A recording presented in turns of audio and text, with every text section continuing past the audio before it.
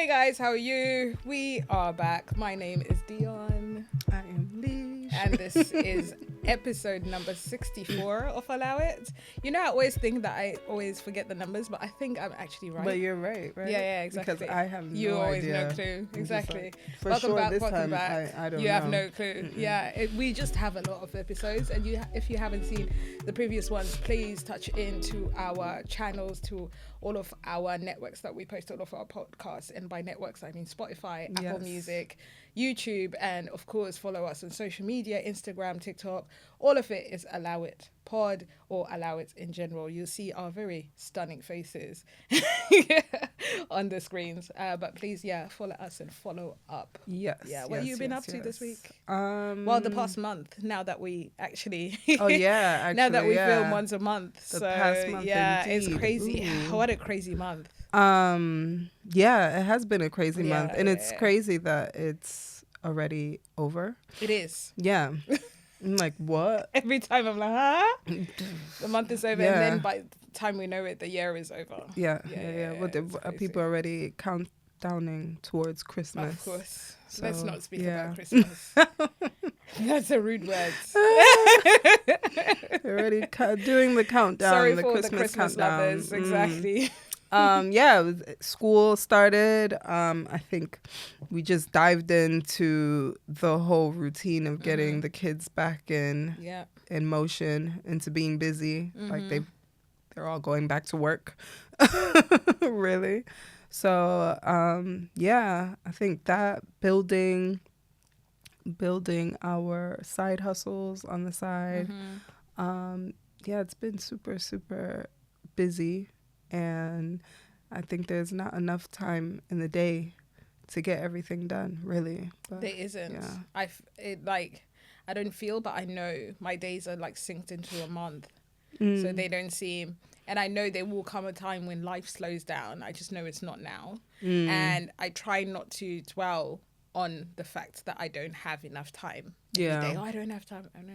I try not to dwell on that so much, because obviously this doesn't last forever. There's going to come a time when it's a little bit more chilled. But the focus has just been on the kiddos as usual, the football with Camille and the twinsies. Just, I don't know, they're just out here tagging along. Of course. They're tagging along. Along for the ride. Exactly, they're tagging along for the ride. Along for the ride. Yeah, there's work, there's the business, there's my 9 to 5, there's the business, there's mothering, and then there's everything in between, like friendships, relationships, all of that stuff. So it's never ending for now. Yeah. For now, it's never ending. Indeed. Yeah. I guess it's a good time out of the year to be busy, because of course, especially this time exactly. of the season. As soon as the weather shifted, everything about me shifted. And it's actually a good thing that I've locked in, talking about the generation of locking in. It's a good thing I've locked in now, because my mind is not set on, how I'm going to be feeling, because the sun is gone. Yes. Our vitamin D levels just getting lower and lower. Exactly. And us reminiscing about, okay, have I done enough this year? But what is enough, actually? What is enough? If you say, have I done enough? What exactly, who is gauging? I don't even know, because right, enough is enough. Exactly. Enough is enough, because I don't. Do we know? I don't know if we know. There's no one real gauging there, so that's what I just think. Whatever you've done, as long as you are 10 times, 2 times, 3 times, 1 time better than you were yesterday, you're doing enough. Exactly. There ain't no scale, so just keep it pushing. Just do what you can. You just reminded me that I need to get some vitamin D. Since 'tis the season.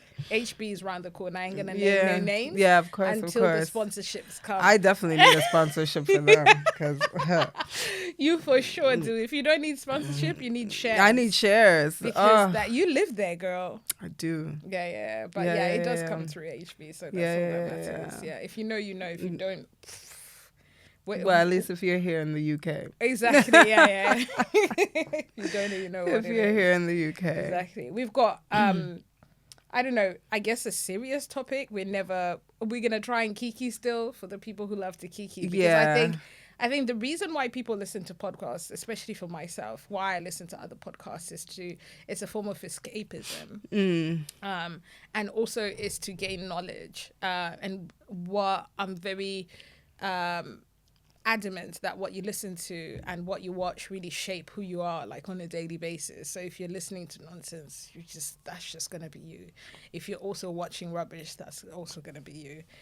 So I know people, vibrations. Exactly. People are always seeing us on a kind of high vibrational, message. Yeah. This message is this topic is high vibrational, but is not necessarily something that people want to speak about on a regular basis. They don't want to talk about it. Yeah. People don't want to talk about it. Yeah. People shy away from talking about it. They don't want to feel like victims. They don't want to feel like they're milking it. Yeah. But then there's also the opposite. People who talk about it all the time. And we know one or two or three. Not all the time. Exactly. It's like their identity, which is crazy. Is based on that. Of course. I would like to touch on that too, because Right. I wonder why some people do make that their identity. I don't know. Let's not keep the people guessing. Yeah. So we're gonna just discuss. We're gonna discuss grief. Yeah. We're gonna discuss the discourse in the world right now, and we're gonna also talk about the sort of some of the coping mechanisms we're using, or the people that we love and know are using as well. So let's start with grief. So is that a question to me? Yeah. Why? Okay, so why do I think certain people in the world actually use their grief as an identity or a symbol, an idolization of some sort? Yeah. I think because they feel they're not in a way. They don't have anything going on compared to everyone else. It's I think it comes from a place of insecurity. So if I feel like I don't have much going on, people got their jobs, their relationships, they're this, they're that.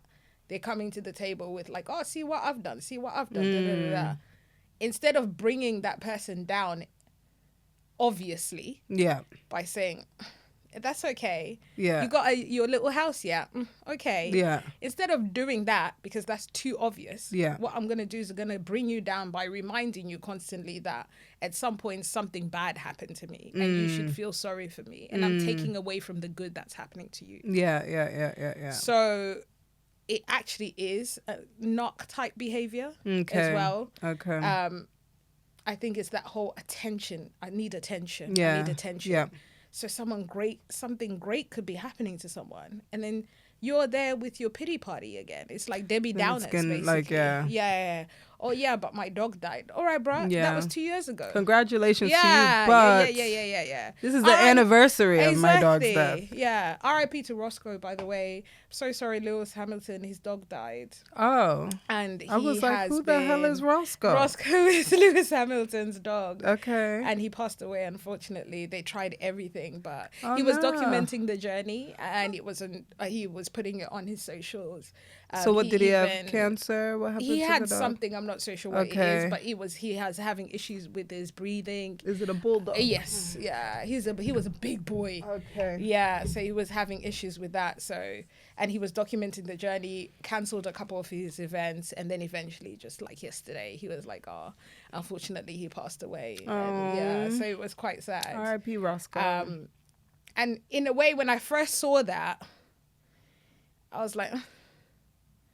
But I'm sure there's other people in your lives that have passed away. You haven't posted about that. Sorry. I'm like... R.I.P. Roscoe. I'm sorry. I'm laughing because there are people that say that like the love that they have for their pets and their animals, that holds more weight to them than actual human beings. There are people that feel that way. I mean, he probably also hasn't experienced any other grief. Maybe. Exactly. He probably hasn't experienced like a loss next, a human loss around him that was like super close to him or whatnot. So that could also be the reason. But I mean, losing a pet is hard. I've cried over the loss of a pet. Of course. Yeah. So I mean, I get it. And then also I also get people that have had pets, and those pets have been everything to them. I told you when Dinky died. So we had a family dog called Dinky. We had our first Dinky, he got run over.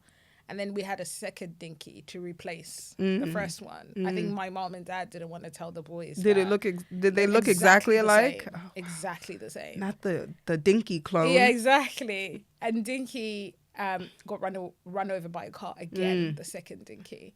My mom wept for days. Oh my gosh. Like literally wept for days. It like you said. Yeah. I think he was a gift from dad. So I guess that set her off. And also it depends on what's happening in that time of your life. Exactly. As well. Exactly. That kind of triggers you. Exactly. So it's not that I don't understand. It's just I believe at his adult age, there must have been someone else who was also very sick from something that he didn't necessarily put out there. And why should it be any different? Yeah. But that's just my opinion. And people should, I'm trying as I get older. People should be able to feel the way they feel. Yes, of course. 100%. My opinion doesn't matter. 100%. Yeah, because my opinion is not gospel. I'm not God's. No. Yeah. No. Anyway, why do you think that people hold on to that grief idolatry so much? For me, I don't know. It was something where I'm very much, because when I think about myself, I'm very much, I don't want to know. I don't want to think about it. Sometimes I actually would like to even forget that that has even happened. But obviously life doesn't work like that. Yeah. So it has always been like intriguing to me that some people do lose people and they just don't let go. And they continue to hold on to these people, and even from as far as mediums and all of these things, trying to speak to those people, trying to God, I forgot about that side of trying to basically get a hold of these people that have now passed and not let them go. And I always used to think like, okay, does that mean, I'm inconsiderate or heartless because now I've continued to try to live my life, but not reaching out to, my stepfather, my grandmother, like those people close to me that I have lost, that I had really, really close relationships with, my cousins, but yeah, I wish I had someone to ask that probably does do those kind of things, and wonder that does it give you peace thinking that you are speaking to that person, or does it give you peace knowing that you haven't let them go? Like, does it give the person that has now passed on, does it give them peace? So yeah, I don't know. I've always been I wonder how people choose that way of grief to cope, because I just feel like then you will forever be in a cycle of grief. Yeah. Because there's never been I just feel like there's never been a point where you've accepted that, okay, this person is no longer on this earth with me, which is fine because we're not immortal. We're not here forever. Yeah. We will all go through inevitable. That. Everybody's going to go through that, right? Yeah. So that's one thing we're guaranteed, is that we are going to die. So I noticed those people are also very afraid of death. So I wonder if that's some sort of connection. But in terms of, I think grief has, its stages. And I explain the grief that I've had from my parents as explain it as how do I explain this? it was in a way being built brick by brick on my back, right? There was a foundation that was laid, and brick by brick, I kind of, either figured, okay, I'm just going to have to push through this and live life without them. But I can still feel the bricks on my back. So ever so often, I get something, anything. I don't know. My kid laughs. I look at him. I'm like, damn. If my mom was here to see her grandkids, or I don't know, they do good in school, or I drive past something, or I think about how me and my mom used to go on long drives and stuff like that. And I go on long drives now with my kids. And like, am I living vicariously, doing certain things unintentionally, thinking that this is my way of doing it, but really my mom kind of paved that way for me, and I'm doing it because she kind of taught me, or she showed me, or whatever it may be. There's a point where the house needs to stop being built, and you have to put a roof. Yeah. And I think that's where most people, they never get to the roof. They always keep on building the house. Yeah. At some point, you've got to live for your children, for your partners, for everyone around you needs to see a version of you that is not battered by grief. Yeah.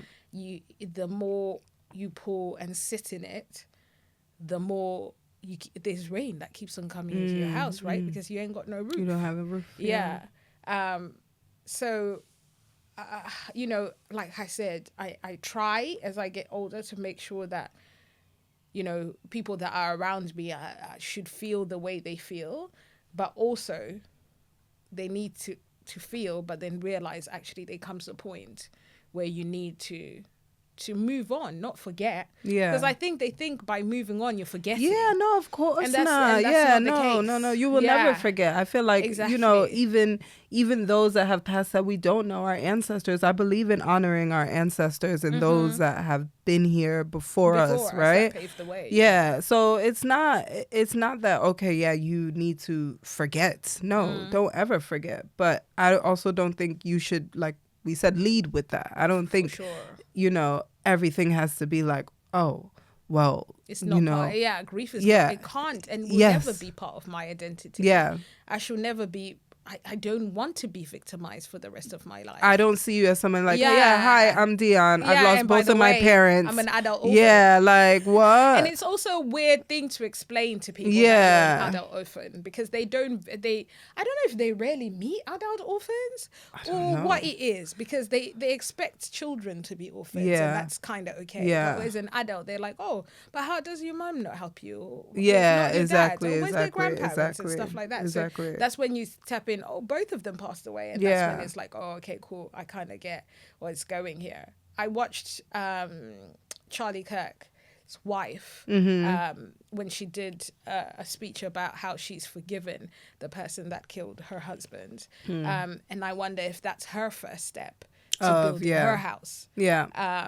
Some people were saying it wouldn't necessarily have meant anything, because she said it so soon. How can you forgive someone so soon after something terrible has really happened to your husband, and that person responsible is like walking around alive and well? But then I think she's coming from a very Christian perspective. I think. And also I think people are going to badger me to say, oh, she's coming from a Christian perspective, because your Christianity and her Christianity could be two very different things. Yeah, if they have different views, that's their views, and that's between them and God. Yeah. But we're not here to judge anybody. We're not, I ain't even here to talk about it either, because I don't think it even needs any more media than it actually deserves. So according to her, it's coming from a Christian perspective to say you have to love thy neighbor and obviously forgive straight away. But there was a lot of people who were like, well, this is not possible. You can't tell me that you've forgiven someone a couple of days after they've done something awful. So...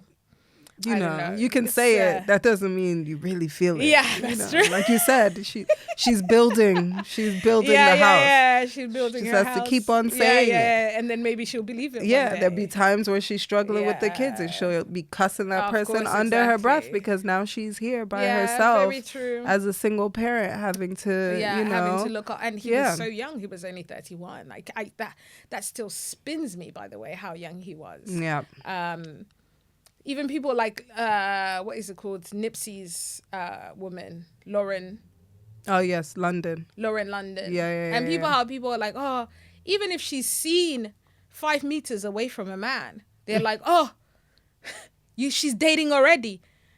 That brother passed on a while ago. How many years has it been? Let the lady date. And that's another thing. Is she not allowed to to move on? To move on?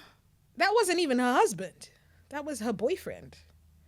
Because also, I don't think men get the same kind of Within 2 minutes, they're trying to find a replacement. Exactly. Because they cope with grief a very different way. They think about replacements. Instead of just sitting in the peace. Yeah, they don't want to. My mother, when my father passed, never remarried and said she never would because she just said there was most women, if you ask them, they very rarely will remarry after being my oma didn't after and I mean years. I want to say 40 plus years had to be because my Opa passed away before I was even born. Wow. So so imagine all that time. Of course. Even though because people are judgmental, she could have been discreet with it. Because she could have just but most men think of replacement straight away, and that's not all men. That's just most men. Yeah, exactly. Some men delve into other things, I guess. But the world is a weird place right now. It's like a weird sense of like there's a cloud, right? Hanging. It's kind of unexplainable because you're like, okay, we're still all just doing what we're supposed to do. Wake up, go to work, do this, do that, do that, do that.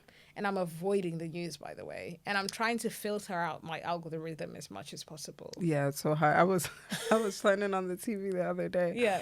And Layla was like, what are you doing? I was like, I'm trying to turn on the news. She was like, you don't ever watch the news. And I was like, and in my mind right there, I knew I was lying and I have been caught because I don't watch the news. So what were you going to try and put on? I have no idea. It was like, you know what? Okay, let me not turn on the TV at all. She kind of caught you. I'm like, she sure did. Yeah. I'm very much with Kanye on the news where there's nothing on the news but the blues. Yeah, exactly. So I don't care for the news at all. Yeah. Touching on grief. So recently, a good friend of mine, he passed away. Yeah, R.I.P. And I didn't know he passed away. So I was reaching out to him. The last time we spoke was in June. And I was reaching out to him and we both have kids, so summertime. I'm like, okay, everybody's busy with their children. So I remember reaching out to him in the beginning of August and not hearing anything, and then we continue to just move on with life. I feel like there's certain people that you talk to every day, and then there's some people. Okay, if you message them and you haven't heard back from them, it's like, all right, but then something will click and remind you that, wait, actually this person hasn't messaged you back, so get back to them again. And I tried to message him back again last week. Didn't hear anything back. And then the same week, a friend of mine, she worked at the same company he worked at. And I had no idea, actually, that she worked at the same company as well. And she had posted his obituary. And he had passed away like the beginning of September. So I'm messaging him and he's actually no longer with us. And it's been a crazy feeling for me because I think about how we have people in our lives that I would say that he was a friend that we were close with.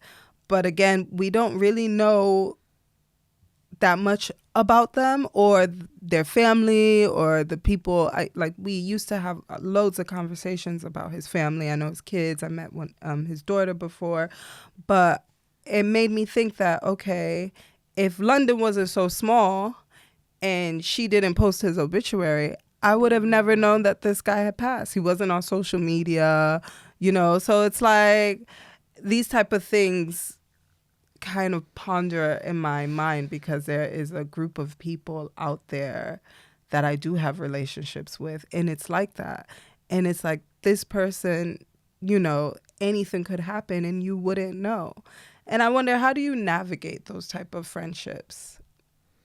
I don't know. It's a weird one because I actually rarely have those type of friendships. I'm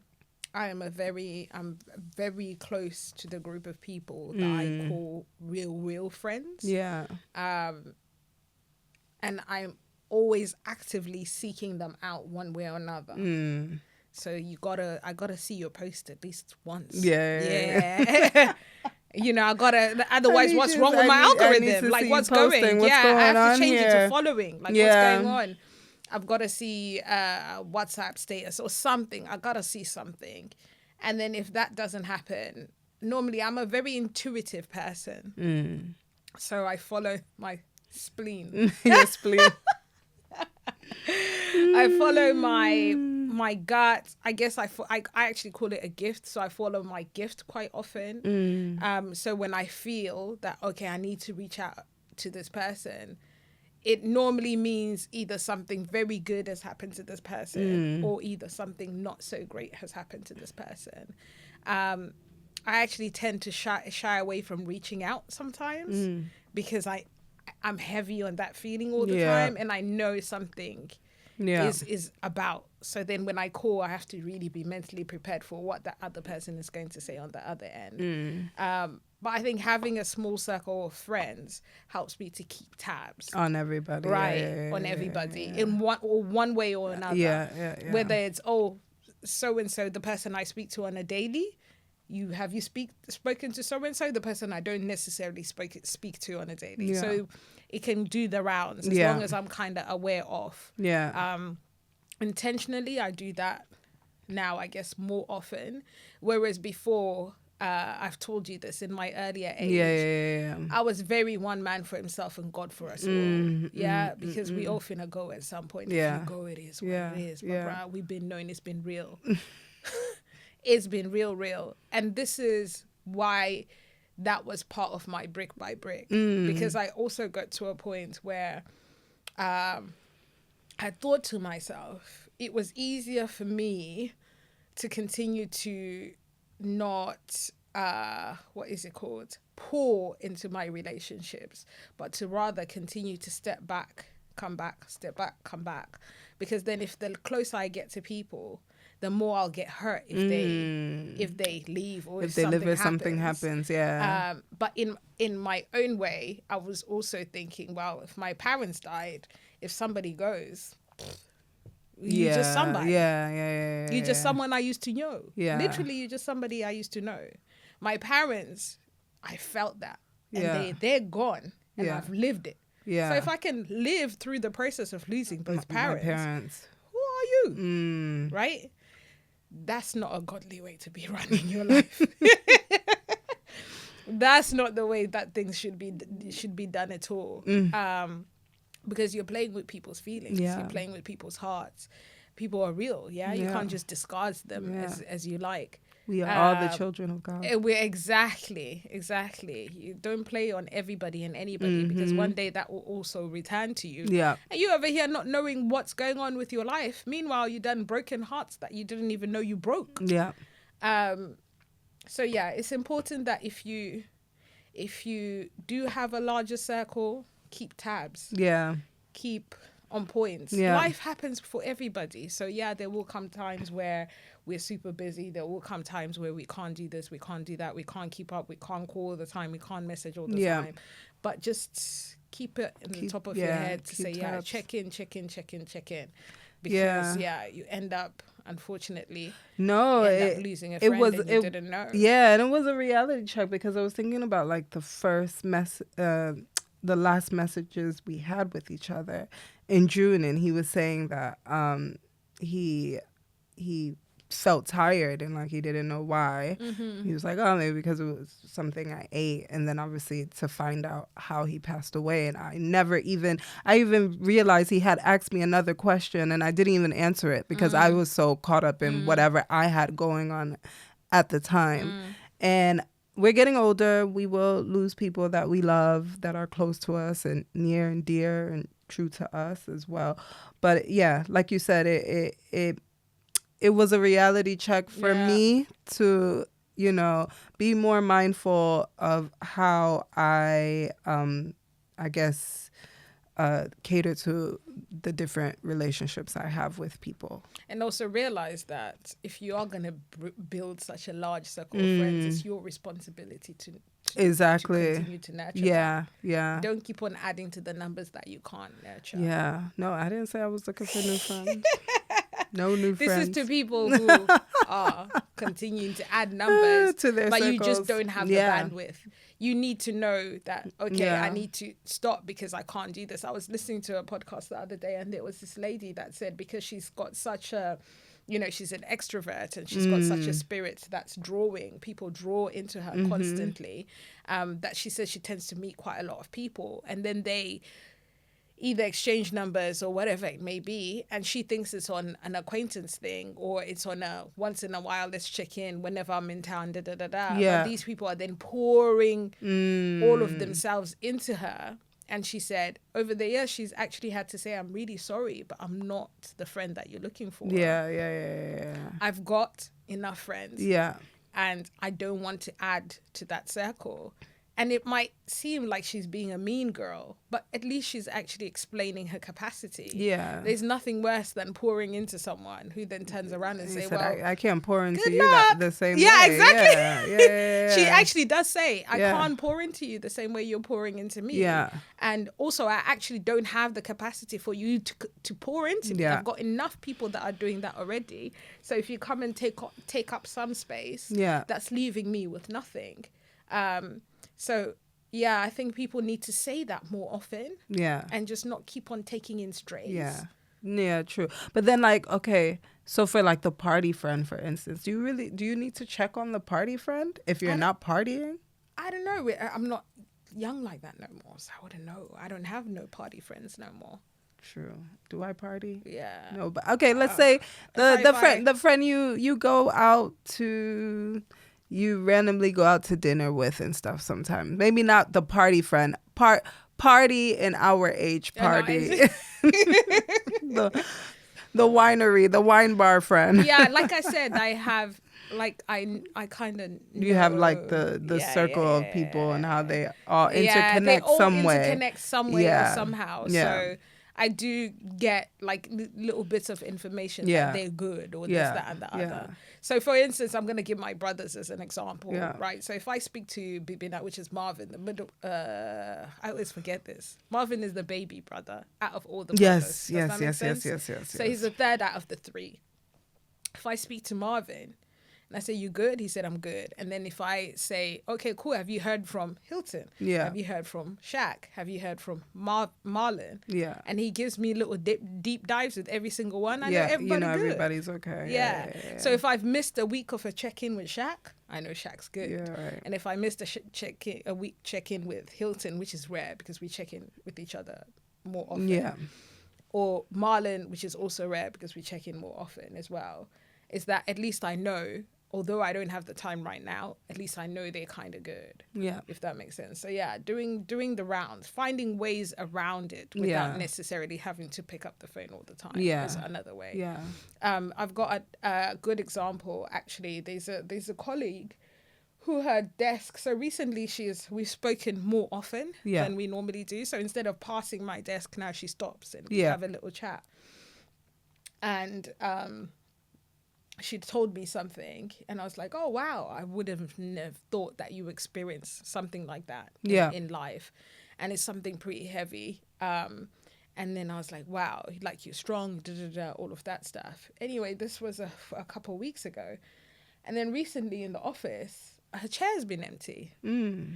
And then people are just like, oh yeah, I think she's on annual leave. Oh yeah, and I was like, I just know there's something not quite right. Yeah. And no one is actually even, trying to check in. I think my friend went through the same thing. Yeah. At her job. Yeah. Everyone's just saying annual leave. And I'm like, but that can't be right, because her out of office is saying something, saying something else, like I'm out of the business. What does that mean? Yeah. I'll be on my return. When is that? There's no date, there's no nothing. So that doesn't, 1 and 2 it's not correlating here. I then asked her direct colleague, and she said, actually, she hasn't been well. So I was like, oh, man, I wish I took her number. Yeah. Because now I'm actually like, damn, I hope she really is okay. But of course, the intention is there. Yeah. But in that moment, I should have said, girl, you know what?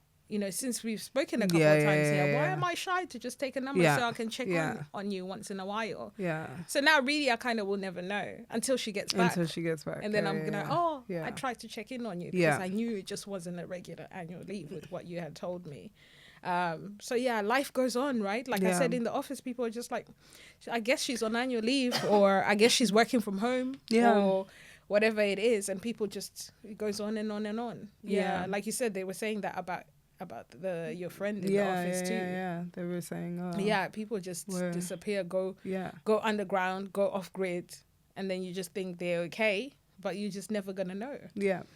Yeah, it's a weird one, man. It's a weird one. What are some of the ways do you think? I don't know if I'm asking the right person. Oof, what coping mechanisms? No offense, no offense to you. Oh my God. With all due respect, I love you. But I wouldn't say you're the queen of coping mechanisms. But I think you try. I mean, yeah, I wouldn't. So what are your go-tos? I'm like, coping mechanisms. Am I really coping with anything? I don't cope. Yeah, so I wouldn't say I'm the person to go to when it comes to coping mechanisms. I guess, well, don't do alcohol and drugs. That's not a great coping mechanism. Don't dive into that. I think that's really bad. I think it actually makes things Drink worse. Responsibly. Exactly. Then you really think that they're talking to you. You think they're sitting right there.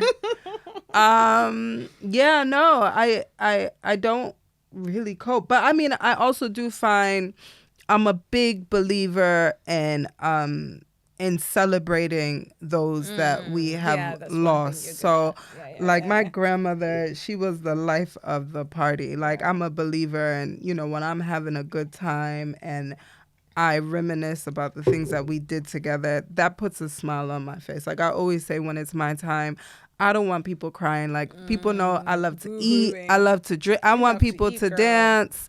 Eat, the food better be bussing and bussing. Hot. Piping and hot. Yes, exactly. And piping hot. Yeah, I know some cultures, they don't believe in that.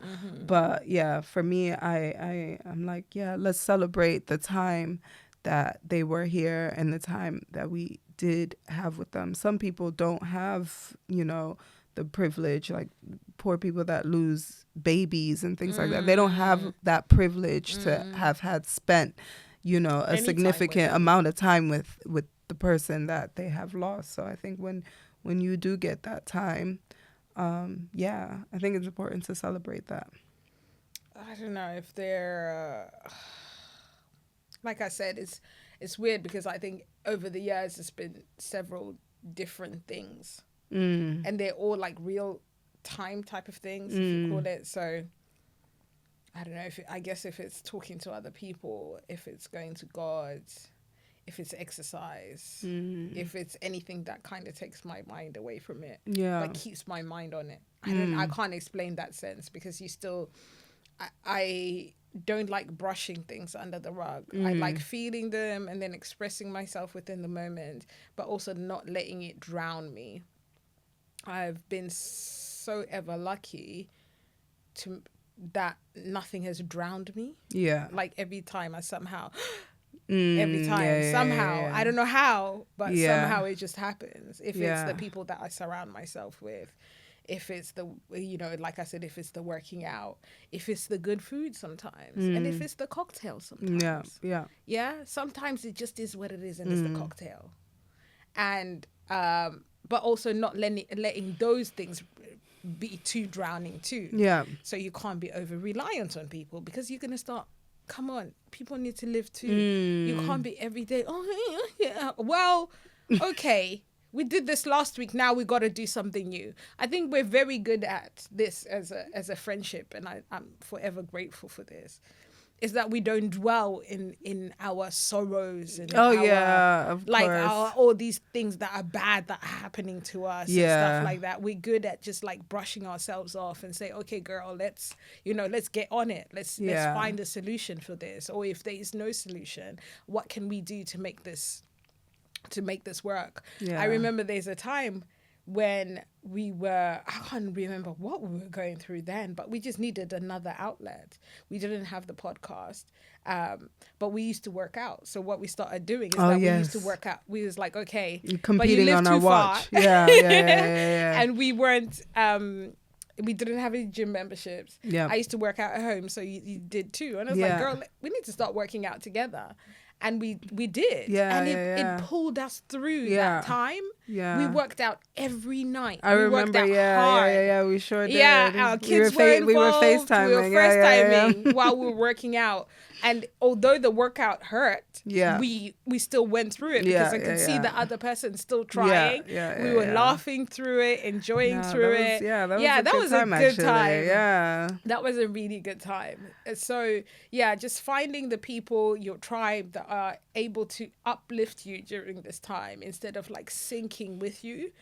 Worse. I don't think you don't want anybody to sink with you. Debbie Downer with a Debbie Downer. Yeah, no, I don't think that. Oh God, that's not that's not great. I feel like that's a recipe for disaster. Exactly. Yeah. And if you're gonna have the cocktails, have 1 or 2. Yeah. Don't have 10. Don't have the whole bottle. Don't have the whole bottle. Don't do it. Do a glass or 2. Yeah. Don't finish the whole bottle, especially if you're alone. Don't do that. And don't pop anything. We're not advocating for no pills. Anything legal, no. Anything legal, you can go ahead and you can do that. But everything else, don't use that as coping mechanisms. No. Yeah. Also, doom scrolling is terrible. Oh yes. Some people spend hours when they're going through like depressive episodes. They spend hours on social media just. No. I saw on social media the other day, this girl, she said she took her first grief trip. Wow. Yeah. Never heard of those before. Yeah, so she had lost her mom. Okay. And she said it was her first time taking a solo trip, and it was her solo grief trip, obviously, to help her cope with the loss of her mother. So, I thought that was interesting. So I think maybe too, if you had lost somebody close to you and the plan was, okay, we wanted to go here together, and then you finally make that trip happen. Obviously, it's sad if it's not happening with the other person, but I think that some could be, still take them in the that could be that could be that. Some people still take them on holiday with them. Yes. Yeah, they what do we feel do. about people that don't get rid of those ashes? I don't know. Don't take me on no plane.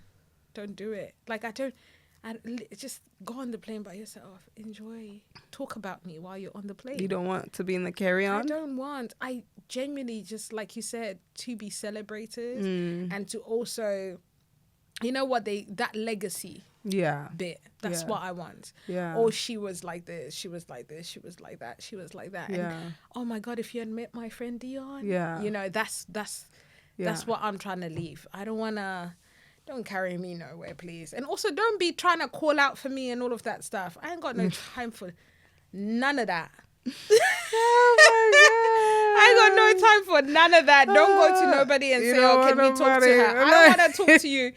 I don't want to talk to you. You don't want nobody reaching out to you. No.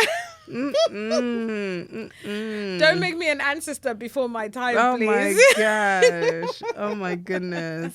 But yeah, I don't wanna. Yeah. I'm on the same page with you. Just leave it alone. Yeah. And let me and the big God chill. Yeah, exactly. Yeah.